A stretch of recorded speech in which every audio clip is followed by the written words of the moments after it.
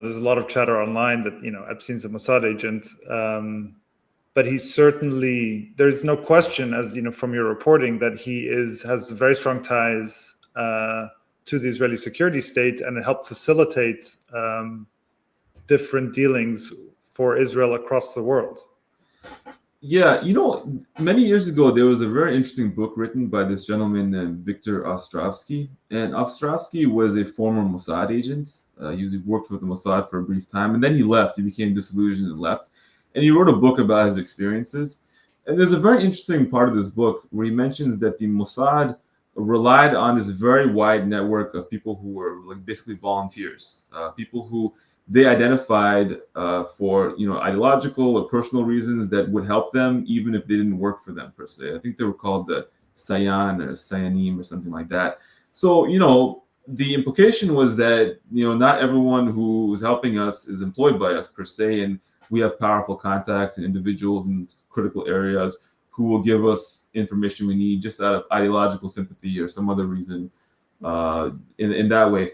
So my impression of Epstein, what I'll say is this, that really underlines that a lot of the way that these things apparently work are more informal than necessarily needing to be an agent for a certain organization and so forth.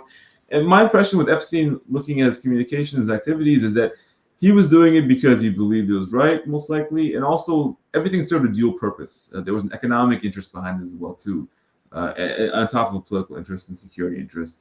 So he was somebody who, again, we're still learning more about this, but he seemed to work for himself in a way. But he seemed to be above the government of Israel, per se, and the way he interacted with them. And when I see the way that these Israeli-linked intelligence firms were operating, it seemed like they were almost being deployed by Epstein and Barak. And whether they knew what was behind it all the time or what the full purpose of their work was, it's not always necessarily clear. But it was almost like the relationship's inverted, like Mossad was working for Epstein rather than Epstein was working for Mossad. That's just the impression one gets from looking at their interactions. And finally, can you just take us through, for viewers and listeners, what it takes to kind of report these stories out? You have this massive kind of dump of emails. How do you go through them? How do you begin reporting them, making the connections, pulling on these threads? And why do you think other news outlets haven't really focused on this, given that a lot of this is publicly available? Well, that's a question which myself and Ryan and others working on this have been quite wondering, because the story, we've gone through all the legwork already of doing verification and so forth. The archive is just there. And not just the archive, also the House disclosures and the lawsuit information about Epstein is also out there. The impression I get is that the reporting, and some of it's been okay, but, a lot of it has been almost purposely avoiding the political implications of what he was doing. A lot of the stories are the nothing burgers. They're kind of like what I think Richard Nixon called a limited hangout, whereas you report part of the story, and then leave out the most interesting part, and then say it's a case closed, and then hope people are satisfied with that. That's the impression I get from looking more deeply into what we know, what's currently out there about Epstein and so forth. So, these emails, they contain thousands and thousands, tens of thousands of communications between Barak and other people. But the segment of them that contain his relationship with Epstein, it's a significant part of it, but it's not necessarily overwhelmingly huge number of emails per se. They kept in touch very closely. They were very close. Epstein had told him at one point that you're one of the only people in the world who can talk to. You're very unique to me. They were that intimate. But, there's a digestible number of contacts, and then from them you can see who he was talking to, what they were talking about, and so forth.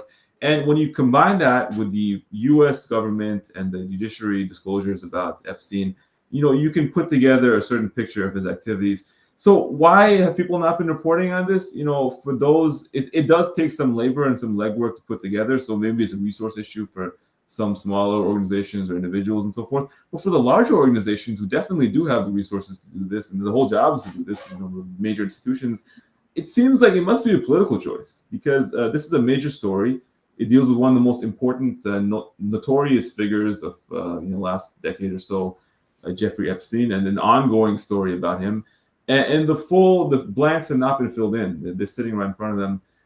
It's a little strange. I hope that following our reporting, people do feel compelled to look more into it and do more reporting on that, because there are very good stories in here which are very enlightening for a number of reasons.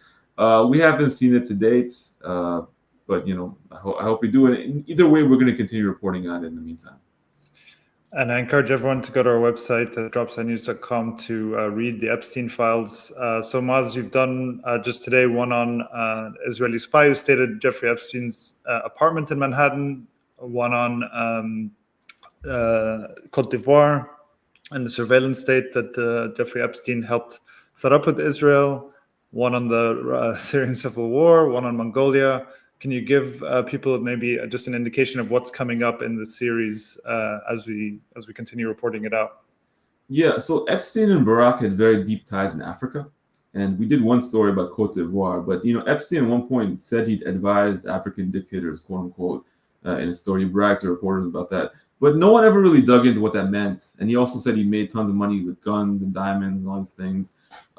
That's what he meant by that, or what that actually referred to, has never really been the public knowledge. We're going to report more about that and dig more specifically into his activities in Africa, and we have some stories lined up, I think in the near future, which will run in that sense. And also his relationship with private banks. He had a very close relationship, people know, with JP Morgan Chase, but also other banks as well too, that were very, very deeply involved with Epstein. And we're going to do some reporting about that. I don't want to say too much about it at the moment, but it'll be very good stories. I think we'll be coming very soon about that. And I think that's just. I think another part of the reason that Epstein is so interesting, and maybe why these organizations are so averse to covering, or it makes them uncomfortable to cover it, is that this story, it really strikes at the heart of the entire ruling sort of clique, or the ruling regime of many different countries. Because Epstein, first of all, the crimes were so heinous, and he was so tied to so many people and so many institutions who knew him well, who were personally invested with him, that the Venn diagram of people who are affected by this, or like the network of people affected, is so broad. I think it makes them uncomfortable. I think that they don't really feel comfortable doing it. And in the way, when you fully dive into what he did and what he meant and who he was, it really undermines the legitimacy of a lot of people, a lot of institutions, and a broader structure of people who've been running the country for a very, very long time. So I think that's why the story is so interesting to people, and also why there has been this reticence or hesitance to follow it to the full extent. Well, we're going to look forward to more of that reporting by you and Ryan. Thank you for doing that. That does it for today's live stream. We are back to doing the live stream on Tuesdays at 9:30 a.m. Eastern Time. If you want to support our work, you can subscribe at dropsidenews.com. You can also make a 501c3 tax-deductible donation to our work by going to dropsidenews.com and clicking on Ways to Give. On behalf of everyone at Dropsite, thanks for joining us. I'm Sharif Abdul Quddus.